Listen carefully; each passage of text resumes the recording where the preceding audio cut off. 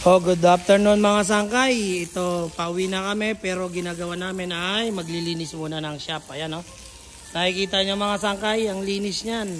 Ay siya! Mga sangkay oh. Nakikita nyo? Oh, ang linis yan mga sangkay hanggang dun sa dulo. Buong area yan, lilinisin namin yan. Mamap namin yan. Kukuha na namin ng tubig. Banlian oh, ayan oh.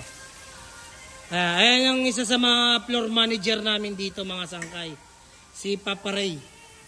Ayan yung magaling magpatuyo ng tubig. Ayan o.